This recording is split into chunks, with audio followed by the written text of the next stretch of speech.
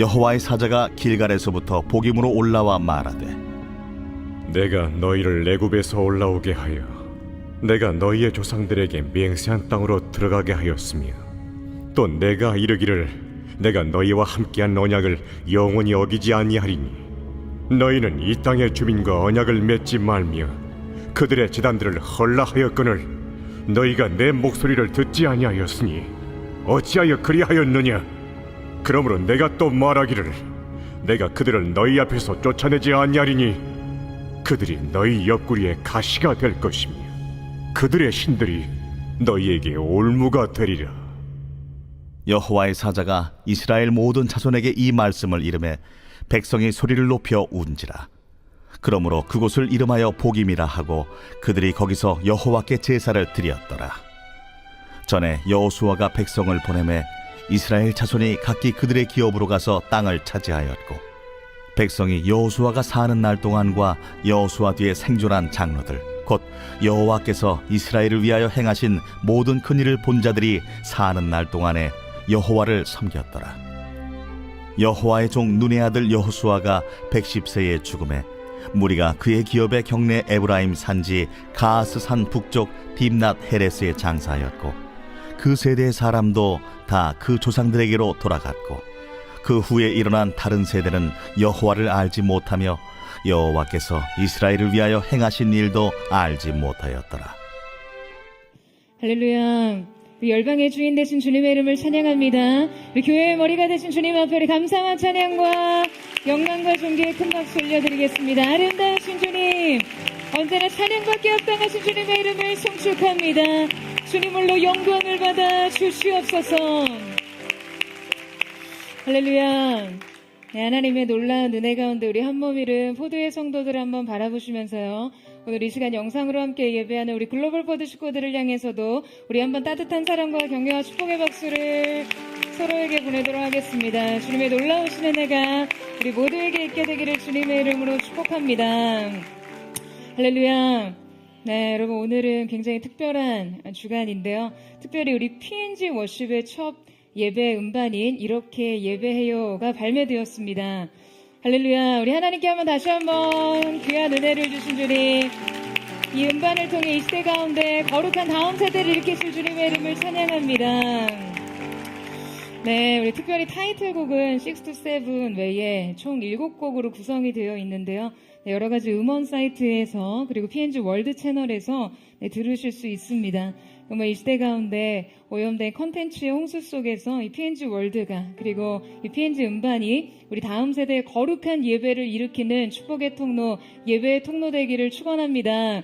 네, 기도로 함께 응원해 주시고 함께 해주시기를 부탁드리겠습니다. 할렐루야. 사랑하는 여러분, 성령 충만하십시오. 말씀 충만하십시오. 오늘 이 예배가 우리의 미래를 결정짓는 예배 되기를 축원합니다. 너무 감격해서 목이 메이는데 우리 옆 사람에게 이렇게 인사하도록 하겠습니다. 당신의 예배가 미래를 창조합니다. 이렇게 축복하시겠어요? 네, 그 놀라운 은혜가 우리 예배 가운데 있게 되기를 축복합니다. 네, 여러분 중에 이 애플의 아이폰이나 아이패드를 사용하시는 분들 굉장히 많이 계실 것 같은데요. 저도 애플사의 제품을 여러 개 사용하고 있습니다. 그런데 매번 새롭게 출시되는 신제품을 볼 때 저에게는 궁금한 점이 하나 있었어요. 왜 이 아이폰과 아이패드의 후속 모델은 여러분 이 시리즈나 새로운 모델명이 아닌 제너레이션, 세대라는 표기 방식을 선택했을까 하는 것이었습니다. 여러분은 궁금하지 않으셨어요? 네, 정말 궁금하지 않으셨군요. 여러분, 이 삼성만 해도 갤럭시 A, S, Z, 플립 이렇게 가잖아요. 그러니까 다른 브랜드가 모델명이나 연도로 제품을 구분하는 것과 다르게 왜 애플은 이 세대라는 표기를 했을까? 그러니까 이렇게 표현을 사용한 것은 분명 스티브 잡스의 어떤 경영 철학이나 전략에 의도된 것이라는 생각이 들어서요. 제가 자료들을 찾아봤는데요. 역시나 여러 가지 경영 철학에 기반을 둔 이유와 전략이 있었습니다.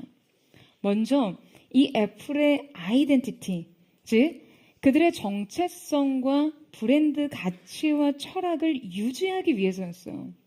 이 잡스는요, 제품은 한 번에 완성되는 것이 아니라 지속적으로 진화하는 것이다 라는 철학을 가지고 있었습니다. 그에 따라 이 아이폰과 아이패드는 제품 자체가 독립적인 어떤 단일 기기라기보다는 성장하는 생명체처럼 새로운 기능이 추가되고요. 그래서 점점 더 완벽에 가까워지는 존재로 인식되었어요. 이처럼 각 세대는 독자적인 혁신을 담고는 있지만 동시에 이전 세대의 연속선상에 있다는 메시지를 이 세대 표기를 통해서 시각화한 것입니다.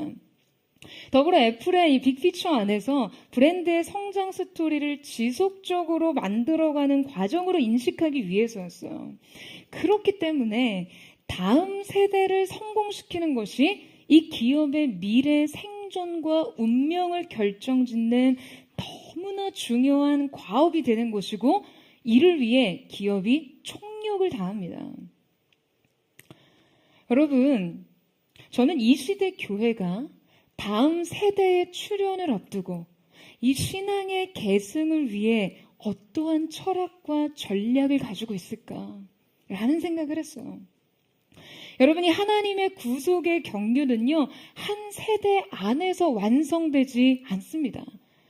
그분의 역사는 장구한 시대와 세대를 걸쳐 하나님의 빅피처, 그 완성된 그림을 향해 계속되어야 합니다. 그러기 위해서는 이 믿음의 정체성과 성경적 가치를 계승하고 전수해야 합니다. 여러분 아멘이세요? 우리의 다음 세대가 그 하나님 앞에서 더 온전하고 그분의 뜻에 더 완성된 존재로 세워질 수 있도록 해야 하는 것이죠. 여러분 이것이 바로 하나님의 역사와 교회 미래 운명을 결정짓는 중대한 과업입니다. 오늘 우리는 사사기 말씀을 통해 교회의 미래를 향한 우리의 비전과 다음 세대를 향한 오늘의 막중한 책임에 대해 살펴보려고 합니다. 이 사사기의 시대적 배경은요, 이스라엘이 가나안 땅에 정착한 이후에 왕정이 시작되기 전까지의 기간으로 이 이스라엘 백성이 하나님의 말씀에 순종하지 않고 이 우상 숭배를 반복하면서 반복적인 이 타락과 구원의 순환을 겪었던 시기입니다. 오늘 본문의 이 2장 6절에서 9절까지의 내용은요, 사실 여호수아 24장 28절에서 31절의 내용과 거의 흡사합니다. 그러니까 아주 사소한 차이 외에 이 형식과 내용 모두를 따르고 있어요. 그러니까 사사기의 저자가 바로 여호수아서의 부분을 그대로 그냥 인용했다라고밖에 볼 수 없는 구절입니다. 저자가 본문과 여호수아서의 연결을 지금 의도적으로 시도하고 있는 것이죠. 여호수아와 사사 시대는 영적으로 굉장히 단절된 시간처럼 해석되지만 여러분 사실 연대기적으로 시간적으로 따져보면요, 이 시대는 분명 여호수아 시대와 연결되고 맞물려 있기 때문이에요. 자, 오늘 주목해서 볼 부분은 한 시대의 종결과 사사기 이 시대의 탄생이 무엇과 맞물려 있냐라는 점입니다. 자, 우리 사사기 1장 1절 말씀을 같이 한번 읽어보도록 하겠습니다. 시작. 여호수아가 죽은 후에 이스라엘 자손이 여호와께 여쭈어 이르되 우리 가운데 누가 먼저 올라가서 가나안 족속과 싸우리이까.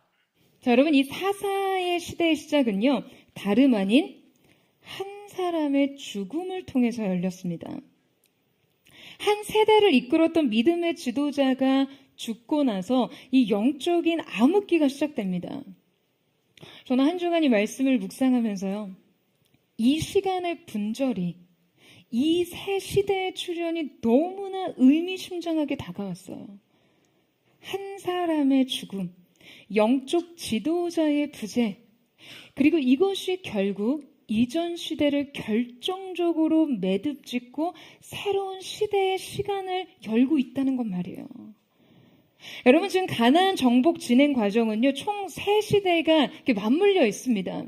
바로 여호수아가 직접 정복과 분배를 하던 시기, 그리고 여호수아 사후 그와 함께 정복 전쟁을 수행하던 사람들이 이 전쟁을 지금 지속하던 시기, 그리고 그 후에 가나안을 정복하고 그 땅에 정착해 살아가던 새로운 시대가 일어난 시기입니다. 자, 이 세 가지 시대의 전환을 통해 끝내 이 마지막 시대가 열렸는데요. 그것이 바로 사사시대예요. 자, 함께 10절 말씀 보시겠어요? 같이 한번 읽겠습니다. 시작. 그 세대의 사람도 다 그 조상들에게로 돌아갔고 그 후에 일어난 다른 세대는 여호와를 알지 못하며 여호와께서 이스라엘을 위하여 행하신 일도 알지 못하였더라. 자, 여러분 근데 지금 본문에서 지금 여호수아 사후에 일어난 후세대를 어떻게 표현하고 있습니까? 지금 읽으셨잖아요. 자, 사후에 일어난 후세대를 어떻게 표현하고 있어요?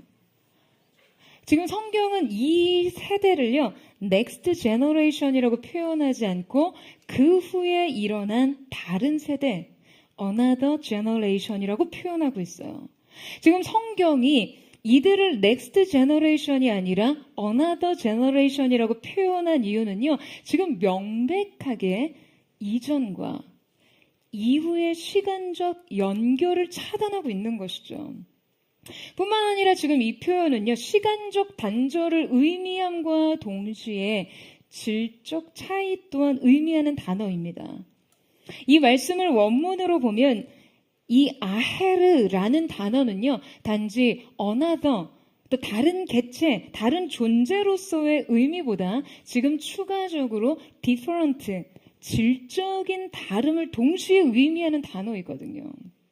그러니까 여러분, 사사시대를 연 새로운 시대는요, 놀랍게도 이전 세대와 근본적으로 다른 세대였습니다. 그 근본은 바로 그들이 여호와를 알지 못하는 세대였다는 거예요. 약속의 땅에서의 본격적인 정착과 거주가 시작된 이 시대의 주인공들이요, 지금 정작 여호와를 알지 못하는 세대였다는 것에 여러분, 우리는 경악을 금치 못합니다. 하나님을 예배하는 그 거룩한 백성이라는 목적을 위해서 지금 이 땅에 왔건만 정작 그들은 하나님을 알지 못했어요. 여러분, 대체 이게 얼마나 황망한 일입니까? 이게 얼마나 비통한 일입니까?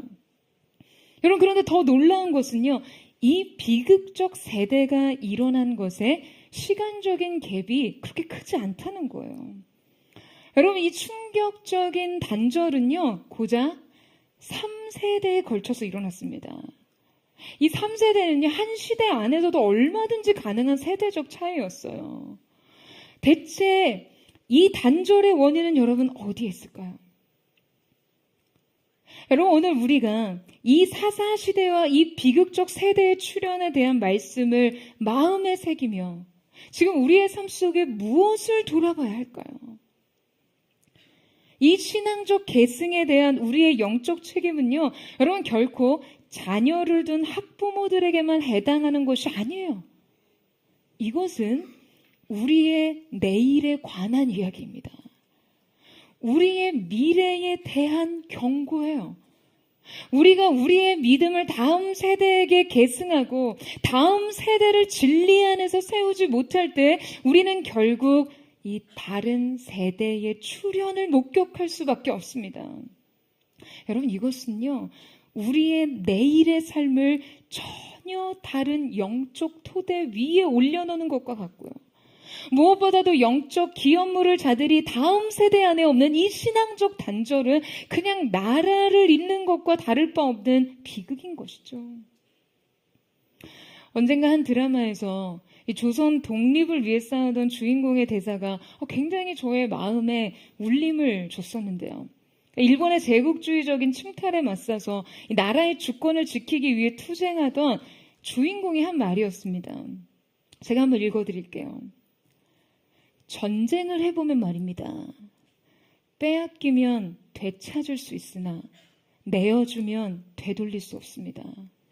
빼앗기언질정 내어주지 마십시오. 여러분, 빼앗기면 되찾을 수 있지만 내어주면요, 되찾을 수 없대요.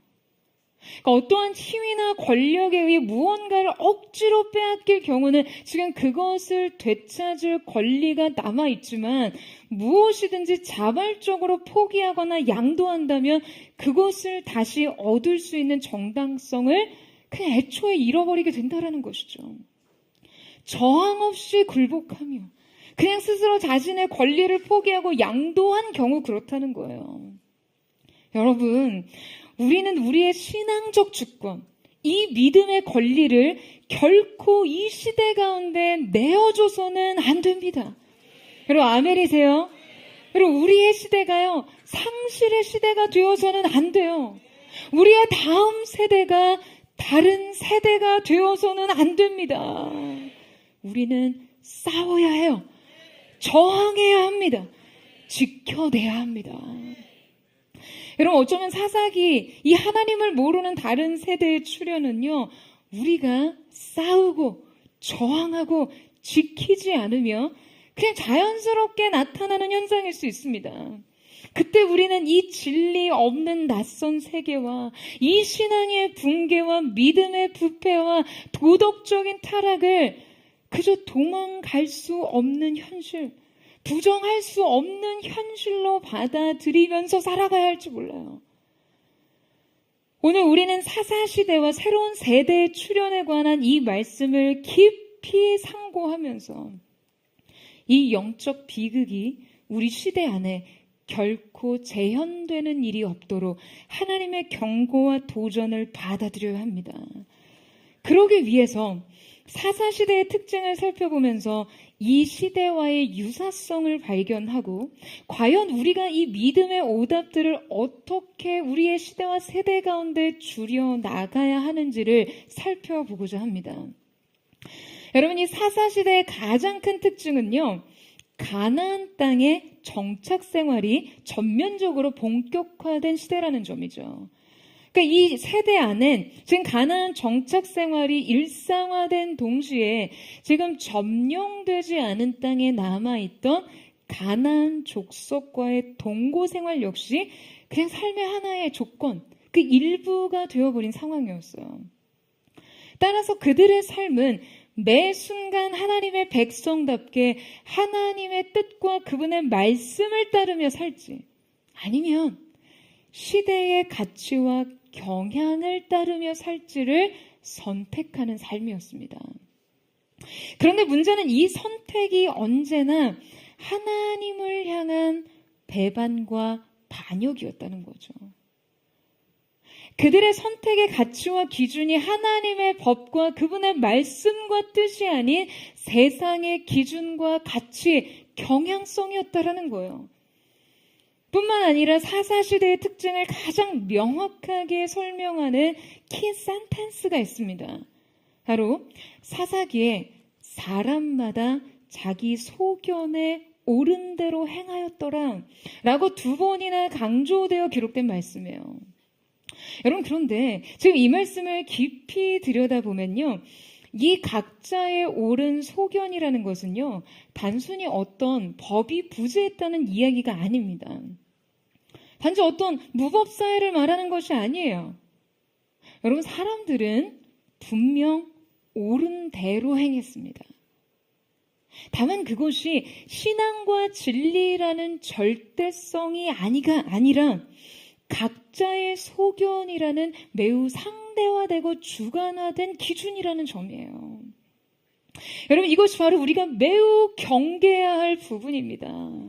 지금 여러분 그들 나름 이 선택의 정당성이요. 각자의 옳음이었다는 거예요. 나름 옳은 대로 행했다라고 생각했다는 거죠. 절대적인 하나님의 말씀, 공통의 신앙적 가치와 기준이 상실된 상태에서 지금 개인의 주관적인 판단이 지나치게 절대화되면요. 여러분 그것이 바로 사사시대의 지표입니다. 영적 무법시대의 기준이에요. 사사시대의 영적 타락과 붕괴는 바로 이 상대성으로부터 시작됐습니다. 여러분 포스트 모더니즘의 가장 핵심적인 사상이 뭡니까? 진리의 상대성이에요. 절대적인 진리는 없어요. 그냥 모든 진리는요, 관점에 따라서 다릅니다. 각 개인이나 사회가 진리를 정의하고 각자의 다양한 진리가 공존할 수 있는 사회를 지향합니다. 여러분, 지금 우리가 속한 사회가 이 상대성과 주관성의 기반에 있기 때문에 지금 우리의 삶의 근본은 그 시작부터 하나님의 절대적인 말씀, 그 하나님의 진리와 백척점에 설 수밖에 없어요. 따라서 우리는 원천적으로 이 시대에 저항하면서 살아야 진리대로 살 수 있습니다. 여러분, 아멘이세요?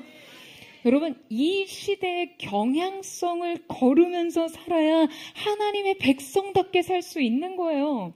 연어가 물살을 거슬러 올라가 생명의 알을 낳는 것처럼요. 진정한 영적 생명을 위해서는 시대의 흐름을 거스를 수 있는 힘이 필요합니다.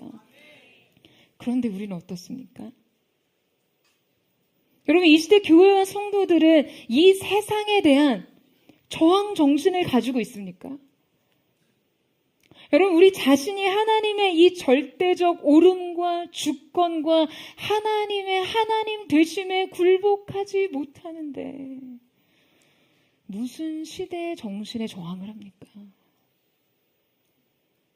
하나님이 아니라고 하시는데 고집하고 그분의 선하시고 완전하신 계획을 우리 앞에 보이심에도 여전히 순복하지 못하고 삐지고 토라지고 강팍한 마음 그대로 서 있는 우리 자신이 여러분 어떻게 이 시대 정신을 저항하며 살겠어요? 여러분, 우리가 이 순복을 배우지 못하면요, 우리는 결코 그분의 뜻대로 살 수 없습니다. 이 시대의 진리를 선언할 수도, 시대를 견인할 수도, 그들을 변화시킬 수도 없어요. 개인의 이익과 욕망과 기준이 우선된 삶은 사사시대의 타락과 조금도 다를 바가 없습니다. 여러분, 그렇다면 이제 사사시대의 영적 붕괴와 타락에는 과연 어떤 원인이 있었는지를 함께 살펴보기를 원하는데요. 불과 한 세대를 건너뛰고, 아니 어떻게 이 새로운 세대에 여호수아 세대와의 완전한 신앙적 단절이 생기게 된 것일까요? 그 첫 번째 원인은 바로 부분적 순종 때문입니다. 자, 우리 함께 1장 27절에서 28절 말씀을 같이 한번 읽겠습니다. 시작.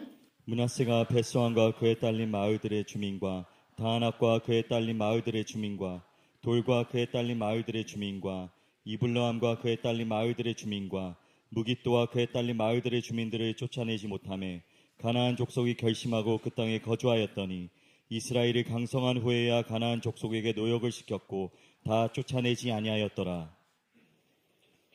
자, 여러분, 하나님께서는 지금 이스라엘 가나안 땅 전체를 정복하기를 원하셨어요. 하지만 그들은 끝내 가나안 족속을 완전히 쫓아내지 않고 지금 일부를 남겨둔 채로 동거합니다. 뿐만 아니라 이스라엘 백성들은 그들에게 지금 강제 노역을 시키면서요, 굉장히 현실적 타협과 이익을 취하고 있어요. 이들의 이 부분적 순종의 원인은 군사적인 열세, 경제적 이익, 그리고 현실적 편의성 등 많은 이유들이 있겠죠. 근데 여러분, 이 모든 원인은요, 결국 다 믿음 없음에 해당하는 것입니다. 그들은요, 믿음이 없었어요. 여러분, 우리가 하나님의 말씀에 부분적으로 순종한다는 것은 어떤 의미일까요? 여러분, 부분적인 순종은요, 단지 어떤 최선을 다하지 않았다는 말이 아닙니다. 부분적인 순종은 그들이 하나님을 전적으로 신뢰하지 않았다는 의미예요. 여러분, 우리가 하나님을 완전히 신뢰한다면 완전한 순종을 할 수밖에 없습니다. 이 사실을 믿으세요? 여러분, 우리가 부분적인 순종을 택하는 이유가 뭐예요? 지금 여전히 자기 안에 자신의 경험과 판단과 그 모든 기준을 더 신뢰하는 영역이 있다는 것이죠. 여전히 하나님보다 내 주장이 더 옳다고 생각하는 부분이 있다는 거예요. 그분의 생각과 뜻에 내가 아직 굴복할 수 없고 지금 아직 수용하기에는 어려운 부분이 있다는 거예요. 부분적 순종엔 반드시 하나님에 대한 불신을 포함하고 있습니다. 그리고 이 부분적 순종은 결국 전적인 불순종을 향할 수밖에 없어요. 여러분, 가짜 휘발유에 가장 많이 들어가 있는 성분이 뭔지 아세요? 가짜 휘발유에 가장 많이 들어간 성분이요. 휘발유입니다. 순수한 휘발유예요. 뭐 좀 조금 다른 것 한 게 가짜 휘발유라는 거예요. 대단한 어떤 다른 문제가 있어서 가짜가 아니고요. 조금 다른 것이 섞인 거예요. 그러니 하나님을 믿는다고, 그분을 사랑하고 그분을 따른다고 하는 우리들의 문제도요, 하나님을 믿지 않는 것이 아니에요. 하나님을 사랑하지 않는다는 것이 아니에요. 사랑하죠. 그러나 세상도 사랑하죠. 하나님을 믿어요. 그러나 세상도 믿어요. 말씀이 옳아요. 하지만 내 생각도 옳아요. 내 감정도 존중받아야 돼요. 그래서 하나님을 목말라 한다라고 말하면서 여전히 세상에 대한, 내 욕망에 대한 갈증이 우리를 갈등하게 만드는 것입니다. 여러분, 안타깝게도 우리도 가짜일 수 있어요. 진짜 비슷해 보이는 가짜요. 사랑하는 여러분, 여러분의 삶의 우선순위를 자꾸 세상적인 기준과 섞지 마십시오. 여러분의 사명, 생각, 감정, 결단, 의지, 미래에 대한 전망, 기대, 여러분이 모든 것이 하나님을 향해 온전해지도록 하십시오. 하나님을 위해 산다고 하면서 여전히 타협하게 되는 영역, 절대 물러서지 못하는 영역, 하나님의 전적인 지배를 차단하는 영역을 자꾸 남겨두시면요, 결국에 그 영역은 여러분에게 큰 올무와 가시가 됩니다. 여러분, 왜요? 말씀이 그 원리를 그렇게 제시하고 있거든요. 하나님은 그 잠복한 우상들이, 그 잔존한 가나안 세력이 끝내 너희 올무와 너희 옆구리의 가시가 될 것이라고 하셨어요. 사랑하는 여러분, 여러분의 영혼의 전적인 순종, 완전한 순복을 이루시기를 축원합니다. 이것이 결국 여러분 인생을 가장 온전하게 지키는 가장 안전하고 유일한 방법인 줄로 믿습니다. 신앙의 단절의 원인 두 번째는 그들의 현실 안주의식 때문입니다. 여러분, 그들은 현재적 평화와 안정에 기대어 이만하면 되지 않았나? 라는 생각을 했어요. 그들에겐 더 이상 피 흘릴 필요가 있냐라는 생각이 만연했어요. 여러분, 왜 그랬을까요? 바로 그들이 무엇을 하고 무엇을 안 하고의 기준이 하나님의 명령과 말씀이기보다 지금 자기 개인의 삶의 평화와 안전이 기반이 돼서 그렇습니다. 그럼 그들은 더 이상 희생을 원하지 않았어요. 더 이상 피 흘림도 거부했습니다. 더 이상의 모험, 더 이상의 노력, 더 이상의 전쟁이, 모든 것은 자신의 현재적 안정감을 모두 해치는 것이었으니까요. 여러분, 우리가 우리의 내일을 위해 싸울 때, 우리가 온전한 순종을 위해 싸울 때 우리에게 틈타 안정감이, 우리의 안에 내부적으로 틈타는 이 안정감이요, 바로 이 현실 안주의식입니다.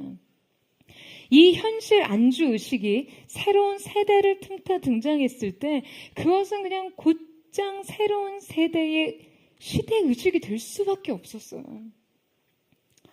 저명한 기독교 철학자 프란시스 셰퍼는 우리의 시대는 예레미야 시대와 같거나 그보다 훨씬 더 악하다라는 말을 했습니다. 그는 이 예레미야 시대의 문제를요, 단순히 율법이 없는 사회나 주권이 없는 나라에 둔 것이 아니라 그들의 거짓된 안정감이 원인이었다라고 말합니다. 그는 현대인들도 예레미야 시대 사람들과 마찬가지로 어떤 과학적인 성과나 물질적 성취가 주는 안정감을 토대로 영적인 문제, 어떤 영적인 타락을 무시하거나 경시한다라고 주장했어요. 셰퍼는 이를 현대사회의 허위 안전성이라고 부르고 이러한 착각이 교회와 개인 또 사회를 파괴시킨다라고 말하고 있습니다. 그러니까 여러분, 교회조차도요, 이 외적인 성장과 성취를 근거로 현실 왜곡에 빠져 있다라는 거예요. 외적인 조건과 세속적인 삶의 평화를 토대로 삶을 평가하면서 영적인 타락에 대해서는 무감각해진다는 것이죠. 그냥 등 따숩고 배부르고 별일 없이 살며 아니 이보다 더 좋은 게 어디 있어요? 그런데 이 셰퍼의 주장은 바로 이것이 예레미야 시대 거짓 선지자들이 백성들을 호도하고 또 믿게 했던 그 거짓된 안정과 평화라는 거예요. 개인적 삶의 평화와 안정만을 근거로 영적인 실상에 대해서는 매우 안정적이라고 느끼는 그 현실 인식이 매우 심각한 함정이라는 거예요. 여러분, 이 모든 영적인 함정과 오류가 우리 가운데 걷어지기를 축원합니다. 여러분, 우리가 현실적, 물질적 삶의 안정감을 기반으로 이 영적인 경계심을 잃어버리는 일을 정말 조심하셔야 돼요. 그냥 잘 먹고 잘 살아지는 그 일에 지나치게 몰두하며 사는 여러분 바로 그 웰빙이요. 그 웰빙이요. 여러분, 이것이 한편으로는 영적 코마 상태나 다름없다는 것을 주의하셔야 합니다. 오늘 우리는 매주 이 임재 속에서 냉정한 현실 직면을 해야 돼요. 엄격한 자기 진단을 해야 합니다. 거짓된 안정감을 버리고 근거도 없는 그 자신감을 버리고 허구적인 기대감을 버리고 우리의 삶을 하나님의 관점으로 바라보고 지금 나의 영적인 상태를 하나님의 기준에서 평가하고 나의 선택을 하나님의 말씀과 뜻에 맞춰야 하는 것이죠. 여러분, 그 은혜가 우리 모두에게 있게 되기를 주님의 이름으로 축원합니다. 여호수아 세대와 새로운 세대의 신앙적 단절의 세 번째 원인은 영적 기억 상실입니다. 여러분, 하나님께서는 사자를 보내셔서 이스라엘에 대한 심판과 경고에 대해서 말씀하시는데요. 자, 이때 이 경고의 메시지를 전하던 여호와의 사자들에 대한 언급을 주의 깊게 살펴볼 필요가 있어요. 지금 이 사자들이 여러분 지금 어디에서부터 어디로 올라가고 있다라고 하고 있죠? 자, 1절 말씀 보시겠어요? 우리 같이 한번 읽겠습니다. 시작. 여호와의 사자가 길갈에서부터 복임으로 올라와 말하되 내가 너희를 애굽에서 올라오게 하여 내가 너희의 조상들에게 맹세한 땅으로 들어가게 하였으며 또 내가 이르기를 내가 너희와 함께한 언약을 영원히 여기지 아니하리니. 자, 여러분, 이 사자들의 출현 경로는 바로 길갈에서 시작됐습니다. 자, 성경은 왜 이들이 길갈에서 왔다라고 기록할까요? 자, 여러분, 길갈은 어떤 곳입니까? 여러분, 길갈은요, 이스라엘의 신앙 여정에서 매우 의미 있는 장소였어요. 길갈은 먼저 언약의 장소를 뜻합니다. 이 길갈이라는 지명은요, 구르다, 굴러가다 라는 어원을 가지고 있습니다. 여러분, 무엇이 굴러갈까요? 뭐가 굴러갑니까?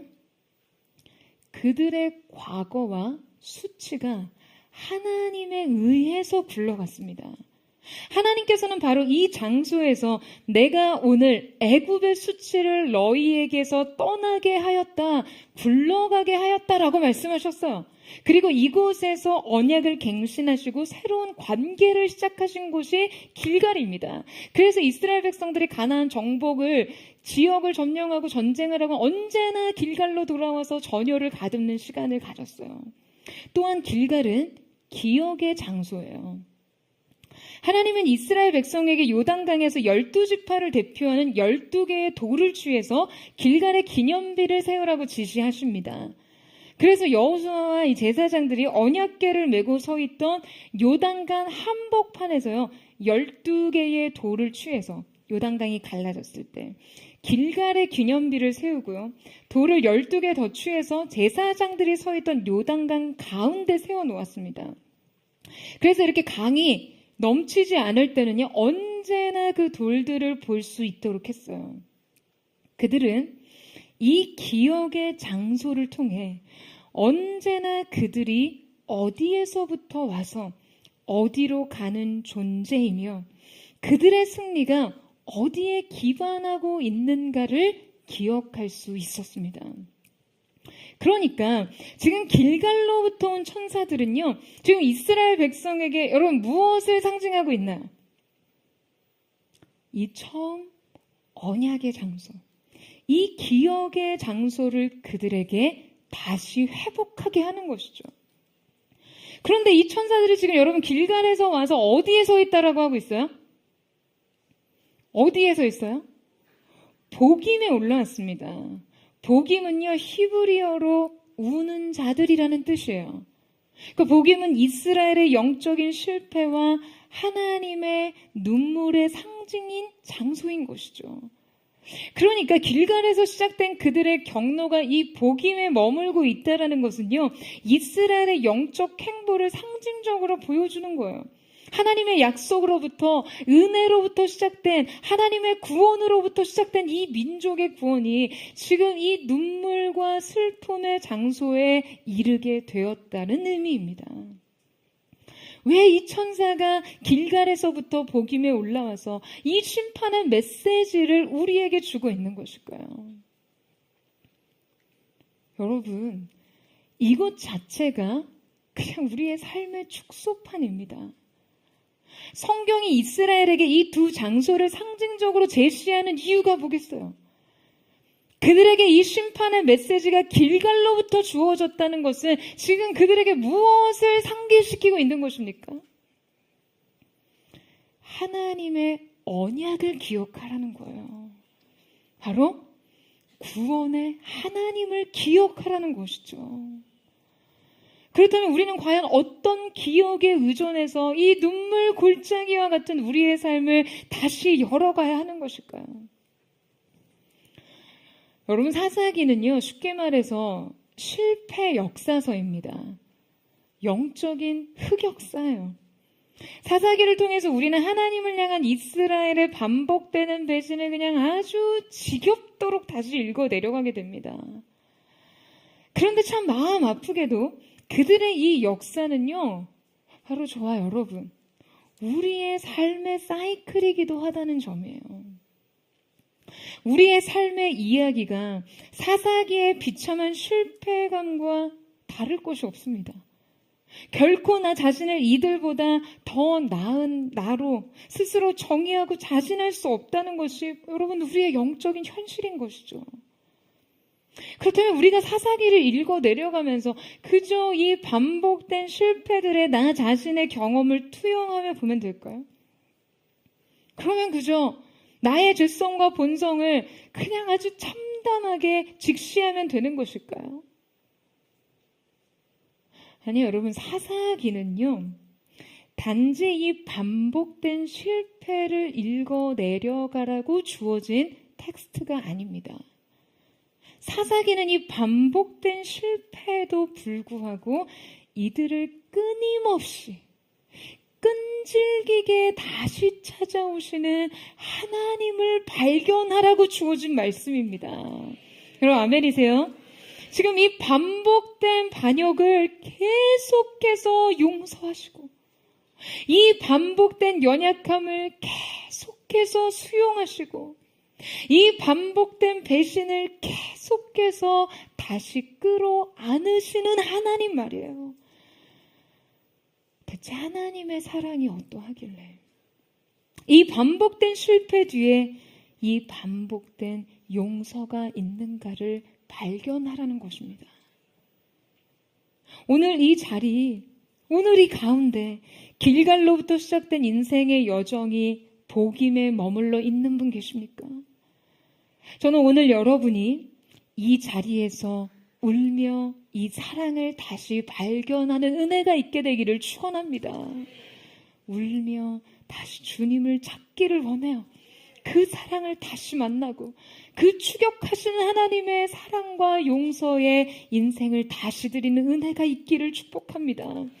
그렇게 회복된 영혼의 길갈에서 우리 인생의 모든 눈물과 수치가 굴러가는 은혜가 있게 되기를 주님의 이름으로 축원합니다. 이제 마지막으로 여호수아 세대와 새로운 세대의 신앙의 단절의 원인을 살펴보려고 하는데요. 제가 개인적으로 이 마지막 원인을 진단하면서 마음이 참 아팠습니다. 여러분, 그런 생각이 들었어요.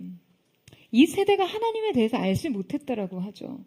성경은 거듭해서 그들이 여호와를 알지 못하며 여호와께서 이스라엘을 위하여 행하신 일도 알지 못하더라 라고 하나님에 대한 그들의 무지에 대해서 말하고 있어요. 그들이 하나님에 대한 경험적 지식도 또 전수적인 지식도 없는 상태임을 강조하고 있는 것이죠. 그런데 여러분, 참 의아합니다. 여러분, 분명 그들이 아무리 서로의 세대적 차이가 크고 이 세대 사이에 세대적 소통이 단절돼 있었다 하더라도요, 아니 어떻게 지금 그들 사이에 하나님에 대한 이 지식이 전수되지 못하고 그들의 민족적 신앙의 계승이 되지 못했냐는 거예요. 아무리 세대 간의 차이가 크고 전 세대의 광야의 삶과 지금 후 세대의 가나안의 삶의 현실적 기반과 세계관이 그 문화와 환경이 달라졌다 할지라도 단지 이 차이로 인해서는 이 절대적 단절이 발생할 수가 없다는 생각이 드는 거죠. 왜냐하면요, 여러분, 다니엘을 보세요. 다니엘의 삶은 그야말로 뿌리채 뽑혀져서요, 바벨론이라는 제국에 다시 심겨졌습니다. 그들의 이 이방 포로 생활은 철저한 바벨론식 사관과 전략적인 식민 정책에 의해서 완전히 지배됐어요. 다니엘은 바벨론 왕국에서 훈련을 받으며 바벨론의 문화와 신앙 그리고 제국의 관습을 전략적으로 강요받습니다. 그들의 종교적인 정체성과 신앙은요, 그냥 철저하게 표백됐고요. 바벨론적 철학과 과학, 점성술, 그리고 신학을 교육받으면서 바벨론적 가치관을 매우 체계적으로 내면화하도록 했어요. 그런데 여러분, 그럼에도 불구하고 다니엘이 어떠했습니까? 뜻을 정하여 그의 인생에 이제 나라도 없고 주권도 없고 미래도 없고 희망조차 없던 자기 조국의 신앙을요, 결코 포기하지 않고 하나님을 향한 절대적 정절과 충성을 지켰습니다. 심지어 학자들은요, 이때 바벨론의 포로로 잡혀온 다니엘 세대로 인해서 지금 이 제국의 여호와 신앙이 전해졌다라고 분석해요. 놀라운 것은 다니엘이 바벨론의 포로로 잡혀간 시기가 여러분 10대 초반이라는 거예요. 그가 포로로 잡혀간 후로는 바벨론식 세계관만이 다니엘에게 철저하고 전략적으로 이식됐죠. 그러니까 여러분, 그들이 지켰던 이 신앙은요, 이미 조기 교육으로 완성됐다는 거예요. 10대 이전에 완성된 신앙 교육이 그들을 이 이방 제국에서 포로의 정체성으로 살면서도 그 하나님을 향한 믿음을 목숨 걸고 지키게 한 유일한 근거가 됐습니다. 다음 세대의 조기 교육이 필요한 이유가 여기 있어요.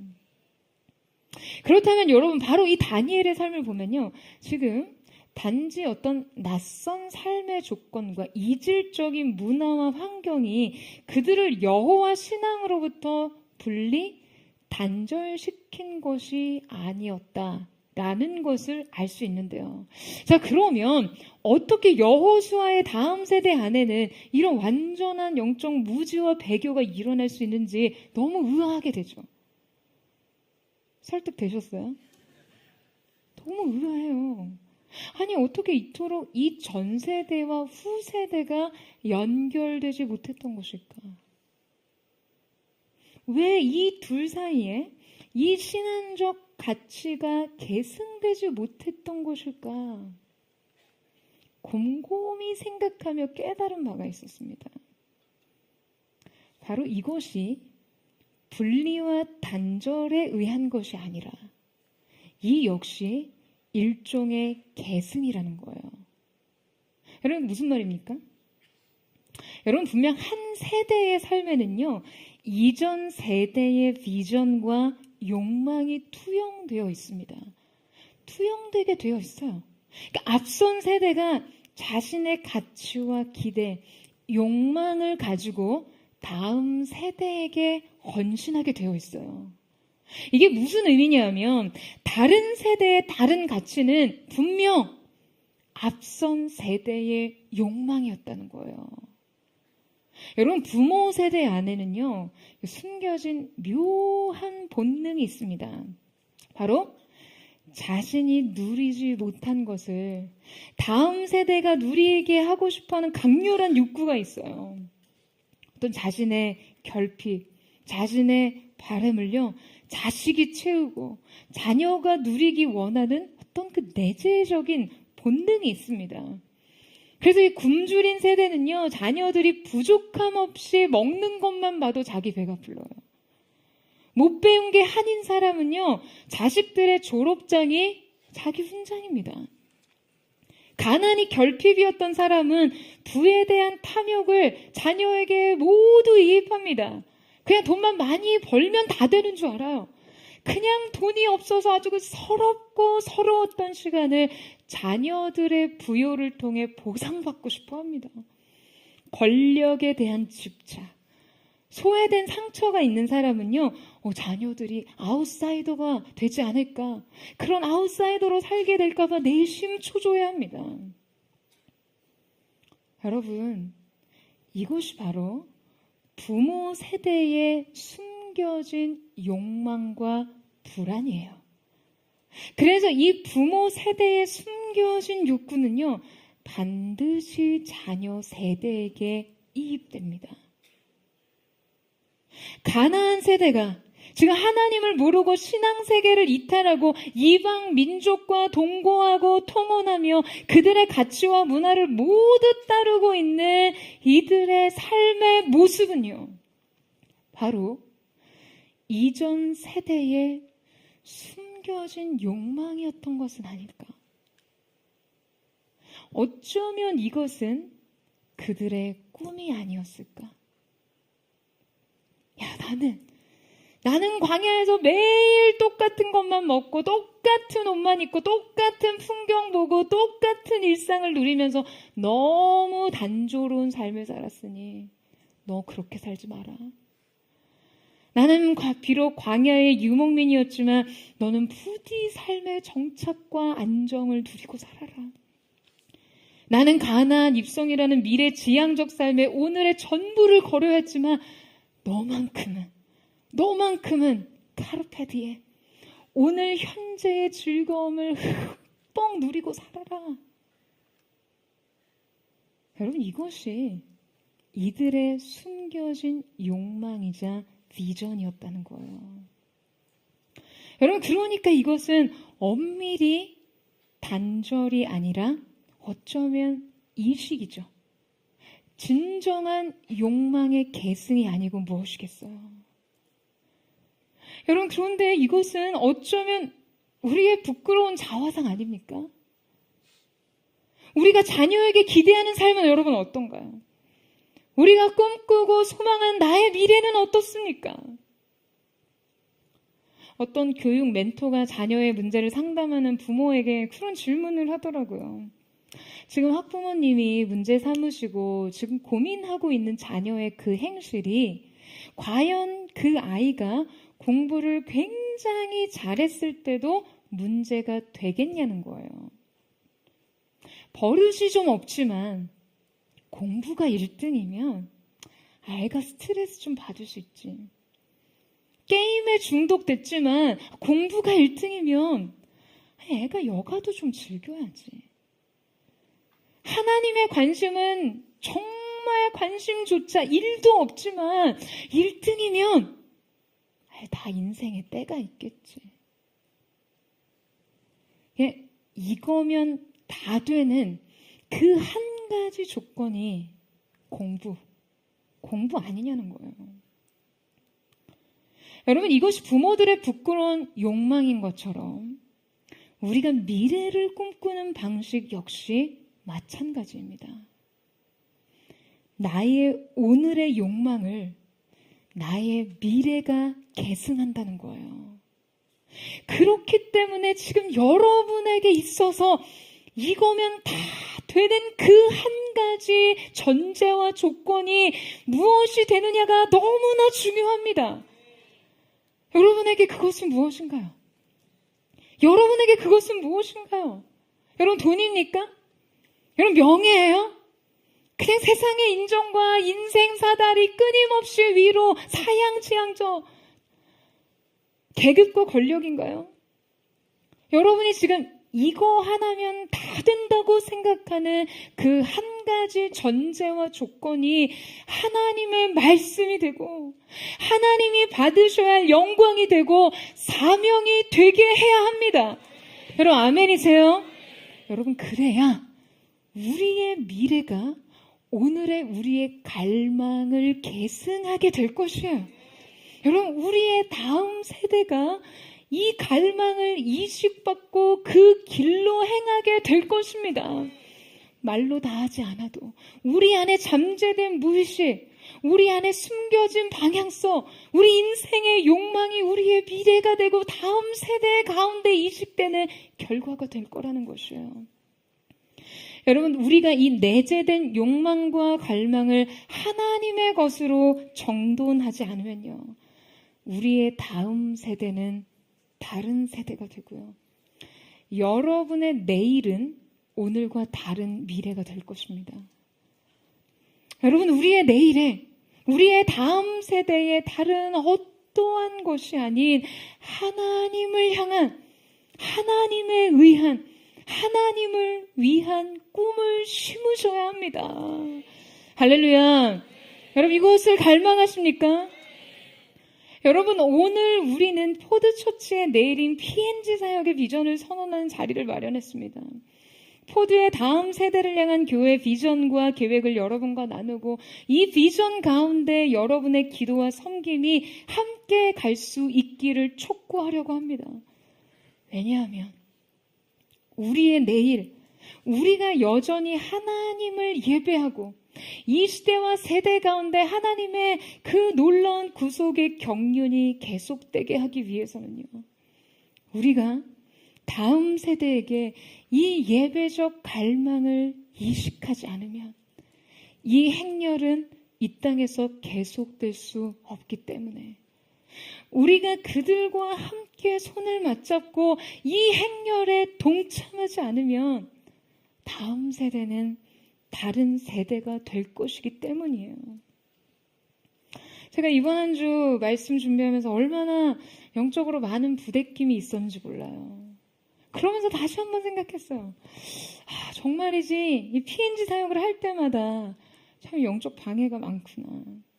교회가 다음 세대에 대한 비전을 선언하는 이 자리에 정말 많은 사단의 방해가 있을 수밖에 없구나 하는 생각을 다시 했습니다. 예전에 이 디렉터가 포드처치 키즈 컨텐츠를 기획하고 제작하면서 항상 그 어떤 사역보다도 힘이 든다라고 이야기를 하길래 제가 그런 말을 한 적이 있었어요. 다음 세대의 사역이 원래 그렇다고요. 왜냐하면 이 사역은 이미 빼앗긴 것을 되찾아와야 하기 때문에요. 여러분, 다음 세대 사역은요, 이미 교회가, 가정이 세상에 너무 많이 빼앗긴 영역입니다. 제 개척 이후에 포드의 모든 여정은요, 현재 새롭게 당면한 문제를 그냥 하루하루 처리하는데 매우 급급한 시간이었어요. 포드처치의 사역은 전례도 없고 레퍼런스도 없고 여유도 없어요. 하나님이 주신 은혜 가운데 우리는 언제나 그 다음의 확장을 준비해야 했어요. 그러니까 리더로서 그렇게 매번 당면한 문제를 풀어내는 것만으로 쉽지 않을 때가 많았습니다. 그런데 언제나 제 마음에 가장 큰 부담과 책임을 느끼고 갈증과 허기를 느끼게 한 주제가요, 바로 포드의 넥스트에 관한 주제였습니다. 나는 과연 포드가 당면한 현재적 과제만이 아니라 먼 미래를 위해 싸우고 있는가 하는 부담이었어요. 제너럴 일렉트릭의 대표 잭 웰치는요, 리더는 하루 앞도 내다볼 수 있어야 하고 동시에 10년 후도 준비해야 한다는 말을 했습니다. 리더의 눈이 두 개인 이유는요, 한쪽 눈은 오늘을 보고 한쪽 눈으로는 10년 후를 내다봐야 된다는 거예요. 저는 정말로 전적으로 이 말에 동의합니다. 여러분, 우리는 내일을 꿈꾸지 않으면서 결코 오늘을 살 수 없습니다. 저는 포드의 내일인 P&G를 위해 계속해서 꿈꾸는 리더가 되고 싶어요. 그리고 우리 P&G 아이들도 포드 처치를 통해 하나님을 위한 꿈을 꾸기를 원합니다. 그리고 바로 이들이 하나님의 꿈이 되기를 소망합니다. 여러분, 오늘 말씀의 서두에서 이 사사시대의 시작이 어떤 사건과 맞물려 있다라고 말씀드렸죠? 바로 시대의 리더 여호수아의 죽음 이후 영적 암흑기가 시작됐다고요. 탁월한 신학자이자 영적 리더였던 팀 켈러 목사님은 기독교 역사에는 정기적으로 반복되는 쇠퇴와 부흥의 사이클이 있다라고 하셨어요. 그런데 이 영적 갱신을 일으키는 가장 주요한 요소에는 회개와 기도, 우상의 파괴, 그리고 기름 부음 받은 리더의 출현이 있다라고 했습니다. 오늘 우리가 살펴본 이 사사기는 바로 이 분석에 매우 정확한 근거가 됩니다. 여호수아의 죽음으로부터 시작된 이 영적 암흑기가 여러분 누구의 탄생으로 종결되고 있죠? 바로 하나님 앞에 헌신된 여인 한나로 인해 새로운 시대가 열립니다.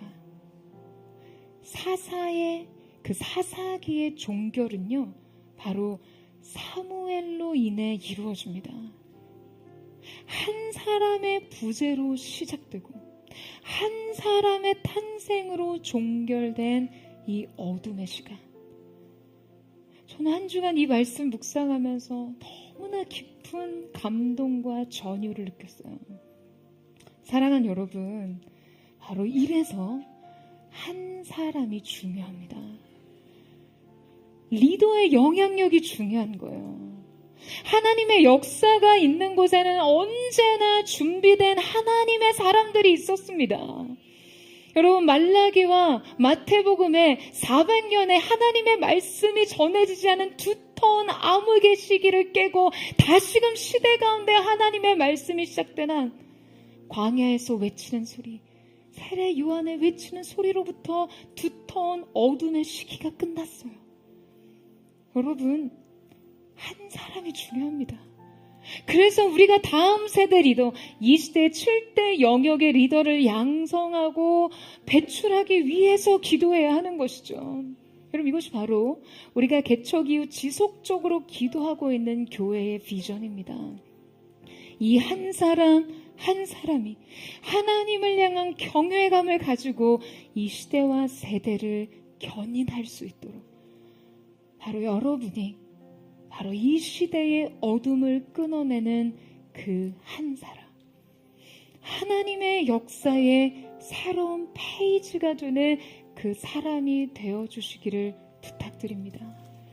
그리고 포드처치가 여전히 꺼지지 않는 진리의 등불이 되어 다음 세대에게 부흥의 횃불을 전해주는 아름다운 영적 계승이 있기를 주님의 이름으로 축원합니다. 이 시간에 함께 찬양하며 기도하며 주님 앞에 나아갔으면 좋겠습니다. 사랑하는 주님, 우리가 지금 이 시대의 어둠을 바라봅니다. 각자 자기의 옳은 소견대로 그저 각자 옳은 일을 하고 있다라고 말하는 이 시대의 상대적 논리 속에서 절대적인 기준, 언제나 선하시고 언제나 오르신 하나님의 그 진리의 말씀을 수호하는 거룩한 세대로 우리가 주님 앞에 다시 서기를 원합니다. 주님, 이 세대의 시작은 한 사람의 헌신, 한 사람의 믿음으로 시작됨을 믿습니다. 오늘 사랑하는 포도처치, 한 사람 한 사람이 이 시대의 두터운 어둠을 깨는 광야에 외치는 소리와 같은 자들로 일어서게 하여 주시고, 새로운 여호수아의 세대를 일으키고 새로운 하나님의 시대의 역사의 문을 여는 새로운 시대의 페이지가 될 수 있도록 주님 기름 부으시고 함께하여 주시옵소서.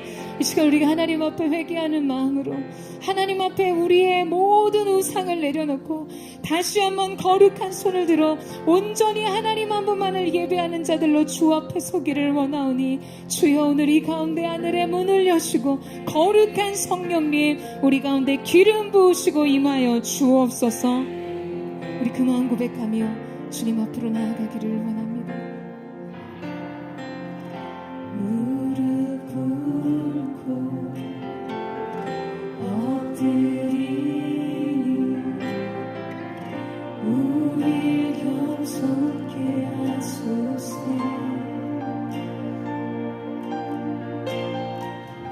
악한 데서 눈을 돌려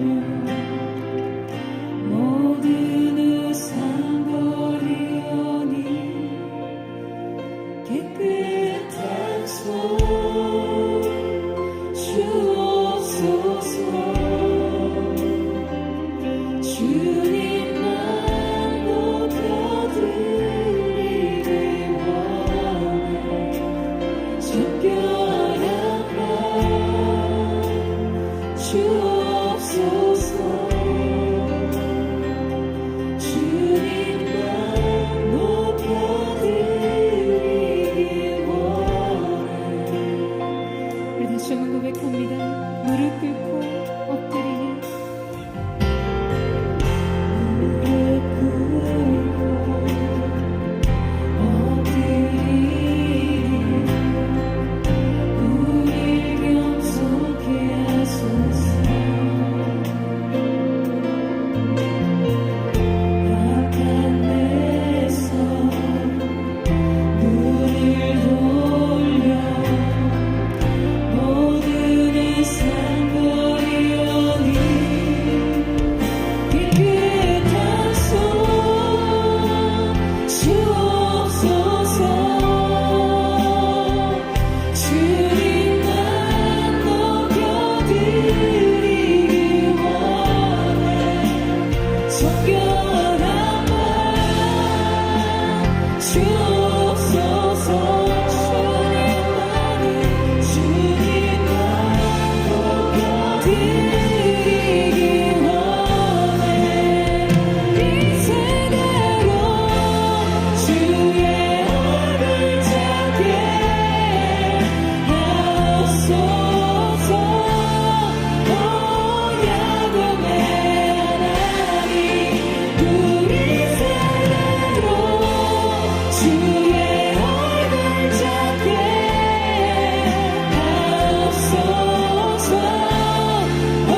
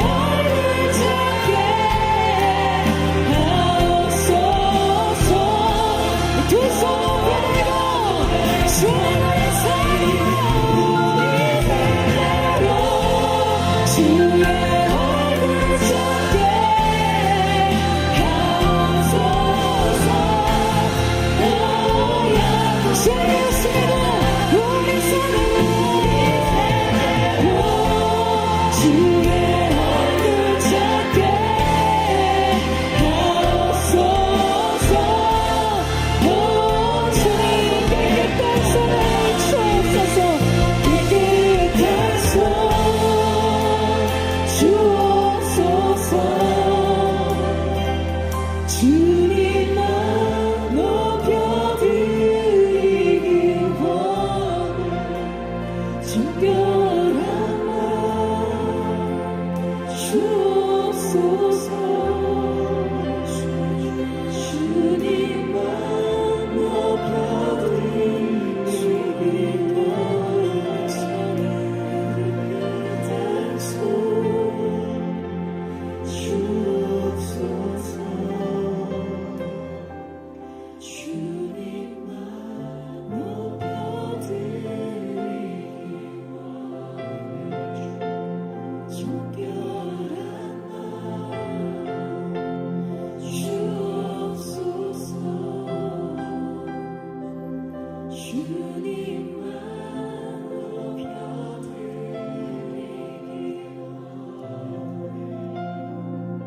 사랑하는 주님, 우리의 미래는 오늘 우리의 갈망의 그림자입니다.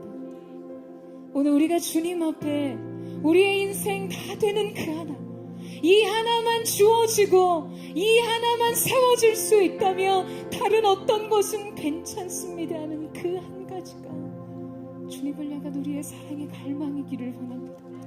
주님이 받으셔야 할 영광이기를 원합니다. 주님, 얼마나 우리가 다른 욕망으로 인생을 살았습니까? 사랑하는 주님, 우리가 얼마나 다른 욕망을 우리의 자녀 세대 가운데 이식했나요?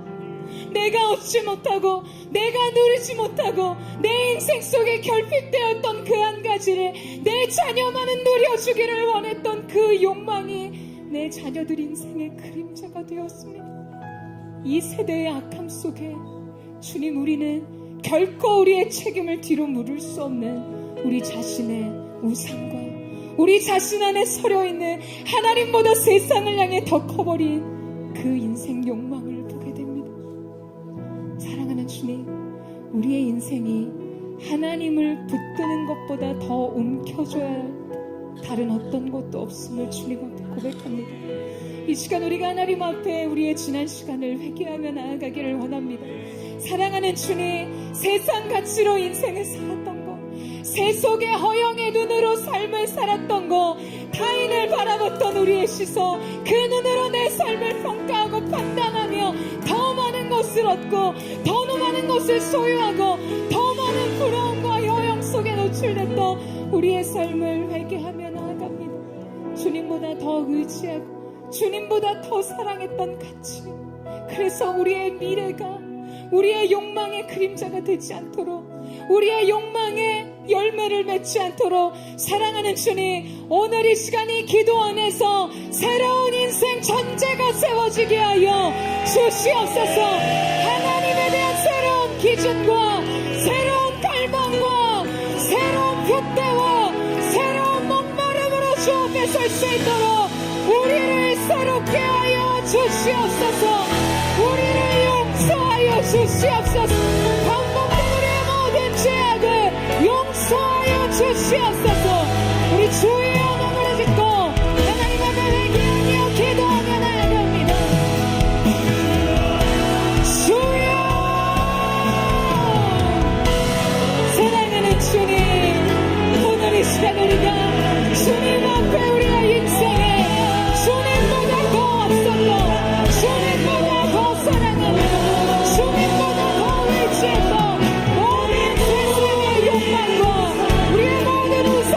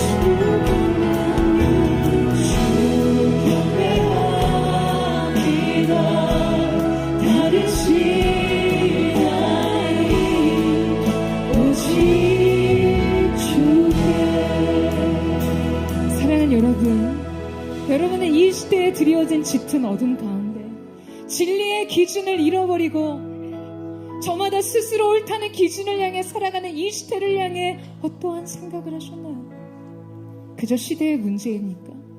세대의 문제인가요? 세상의 문화가 문제입니까?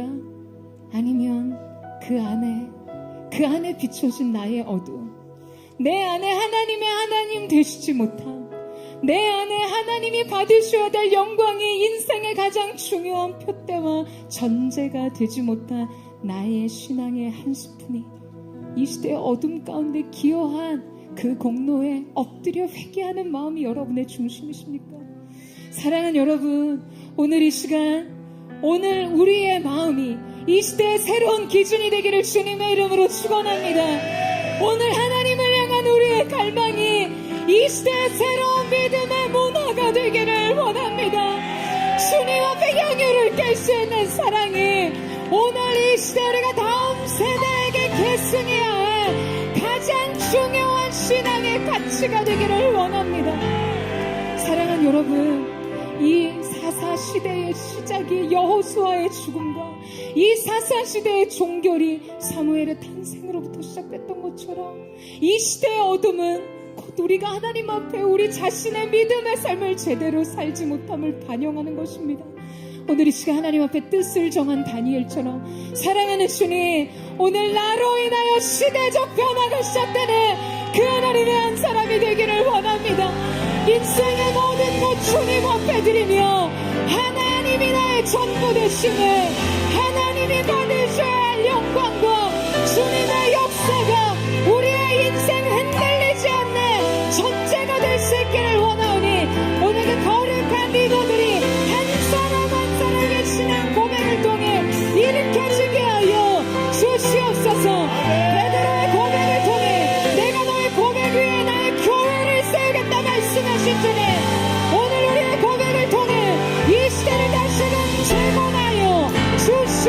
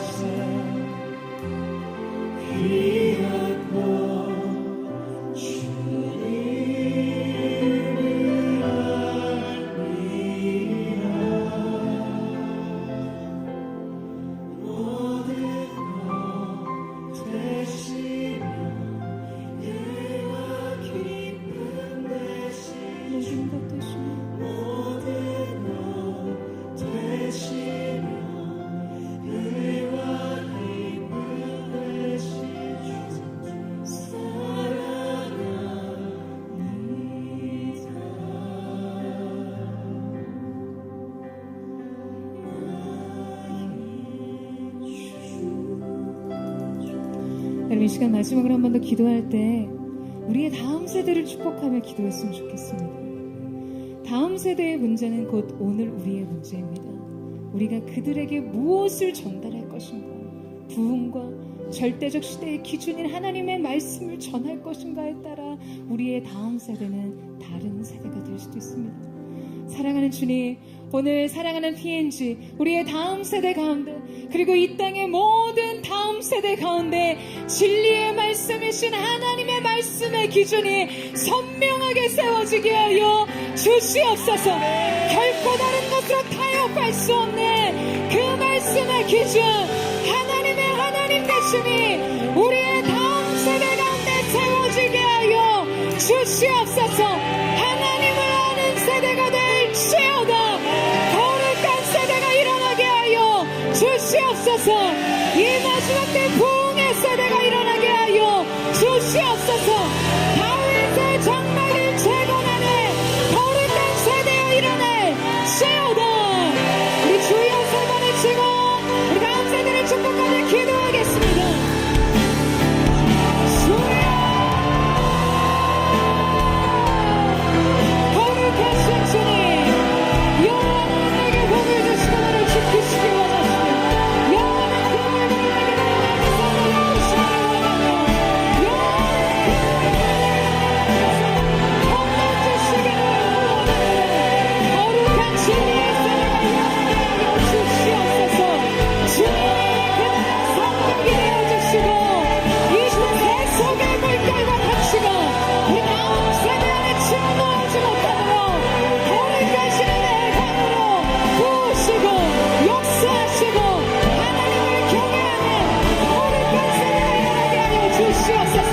다니엘과 같은 자들, 다윗과 요셉과 같은 자들, 에스더와 같은 자들을 시대 안에 일어나게 하셔서 이 시대에 우리 하나님의 나라는 영원히 세워지고 여전히 주의 역사는 계속됨을 보여주게 하여 주시옵소서.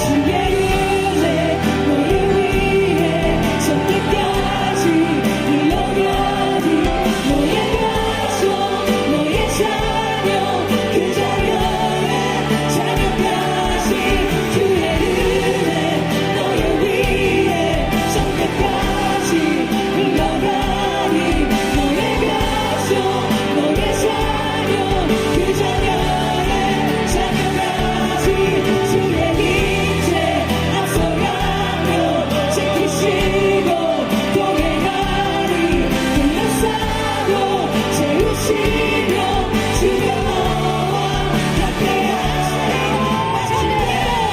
우리를 지키시는 하나님, 주일에도 슬플 때도 기쁠 때도 주님 너를 위하시네 위하시네 위하시네 위하시네 위하시네 위하시네 위하시네 주님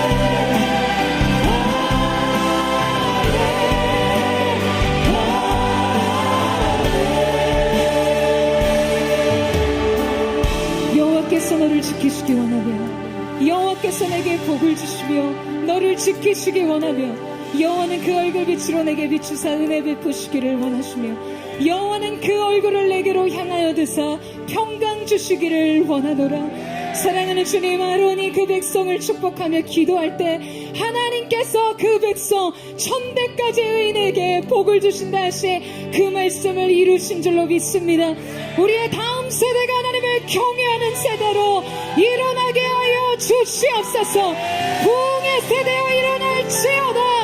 거룩한 세대여 일어날지어다. 하나님의 하나님 되심을 선포하는 의인의 세대가 일어나게 하여 주시옵소서.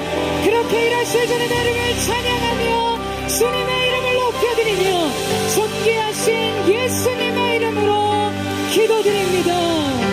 아멘. 우리 주님의 노래가 찬양과 영광의 큰 박수 올려드리겠습니다.